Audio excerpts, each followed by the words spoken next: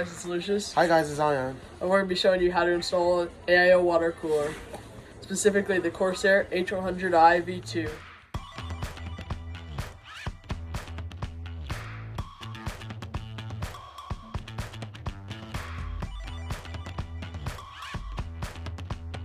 First off, in the box, you should receive screws, washers, and thumb screws similar to these, as long as the fans and the actual AIO water cooling system itself. This is my system that I will be using for the video. Most of my parts are already pre-applied. However, I will still be doing it. However, you can be doing this from any stage, and it doesn't matter where you're at in your build. If you want to switch to water cooling, if you're just building your system now and most of the parts are out, either way, this video is going to be very helpful for you. First off, when installing your AIO water cooler, you may notice a bracket that comes in the system sort of like this. Make sure, mine is already applied, but to put on the bracket, put the plate in. You will also receive standoff screws similar to these right here. You will screw those in and secure the bracket. Next step is to move your PC back down to a horizontal position on the table. Now that your bracket is applied, you will no longer need to do anything on the back panel. The next step in the process is to align your radiator, your heat sink on the radiator to the face, the front of the case or the side of the case, depending on how your case is set up. Each one will be about the same in construction and will just require separate units to mount it. Mine, I'm using the front panel. I've already taken off the front panel and you see these holes, and this is exactly for mounting things like this to your case. So first you're going to want to find the alignment so that your CPU has space. I recommend that you install the radiator before the CPU block, as this will make it easier in cable management. For this CPU, we have these screws, the CPU cooler, and these washers. You want the small screws and the washers. Put them together, then line up the screws and start screwing in. Make sure you have a screwdriver on hand. As you can see, I've now finished installing the radiator onto the case. Each radiator will be slightly different, as there's 360 rads, 240 which I have, which is 2 fans, and 180 millimeter which I have on my GPU. So make sure that your case can support the GPU before you make a purchase. Alright, next up, I'll install the pump onto my CPU block. This is where you would normally apply your thermal paste, about a grain of rice onto the CPU die. However, I've already done this, and it's a fairly simple step. Next up, make sure you align the little standoffs here like this, and you can see the standoffs have come through each of the holes. So next, we're gonna screw this in, and I'll get back. It'll, on this radiator, it comes with a little thumb screw that should just go right on top of all the little standoffs and hold them in place. Make sure you do a cross threading, so that you have one here, one there, one there, one there, so that it doesn't tighten down too much in certain areas. And just use your finger pressure to do your first mount, and then the next one, you do all the first layers with hand pressure so that it doesn't tie down too much, and then after that, just screw them in. Alright, I'm done with that now. Make sure you don't over tighten the screws, as this can be bad, but also make sure it's seated properly so the temps don't run wild. The next step, make sure you have these radiator fans. This will cool down your radiator, which takes heat off of the CPU die. And you're gonna need about 8 of these little screws, which all go in here. So we're gonna strap each one of the fans on. The alignment isn't too important, but just make sure that you see the Corsair sign or whatever your logo is facing on the inside of the can. This fit case.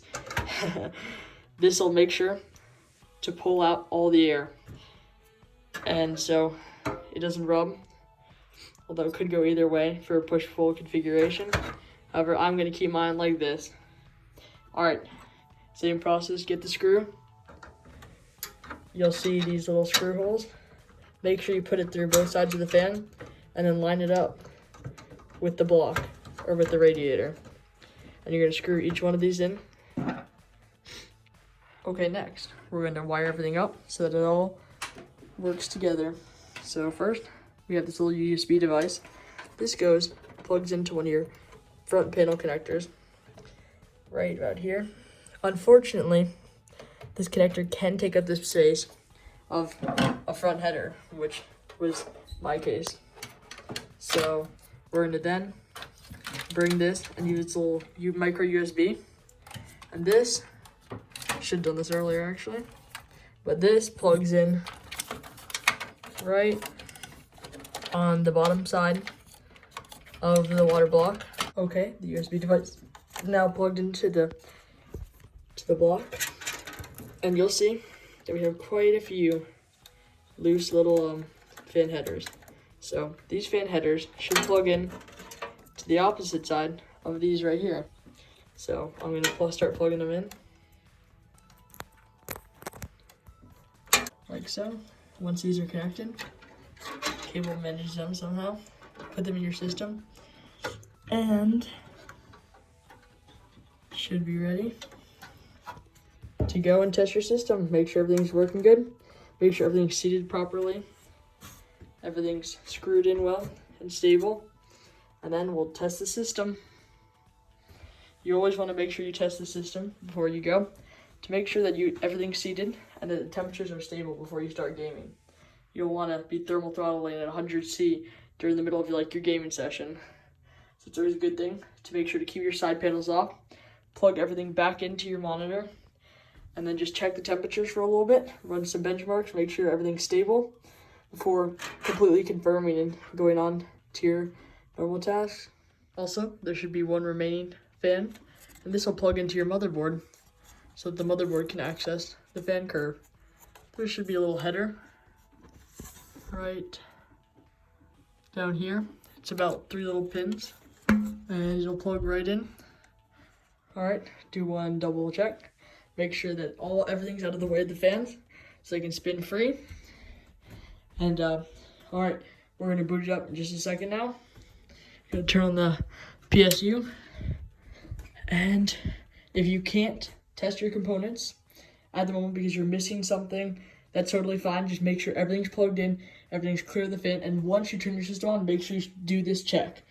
Alright, let's hope and pray. Alright, it works. You may hear a little bit of liquid moving, some other noises. That's totally fine. That's good. Actually, that means that everything's flowing and working together. And so I'm going to boot into the system.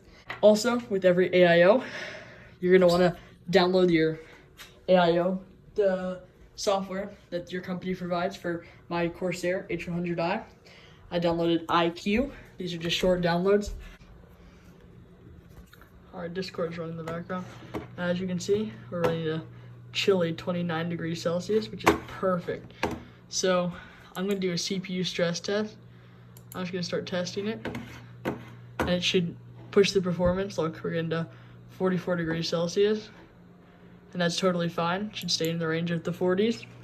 While we're doing the stress test, I'm going to make sure that everything levels out well. And I'll open up IQ and show you guys around that. It's a great software. It's gonna load in. Okay, here I have all my Corsair products. I have a custom fan curve, which you can change with different performance settings, and it'll do it.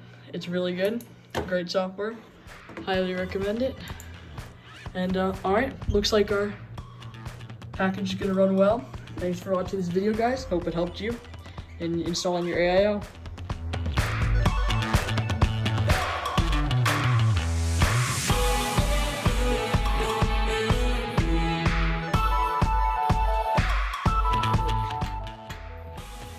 bay here. And I screwed up. Okay. Don't. 2, 1. Okay, now working. Okay, right. Yeah, looks like we're running 53 Celsius. That's probably not ideal.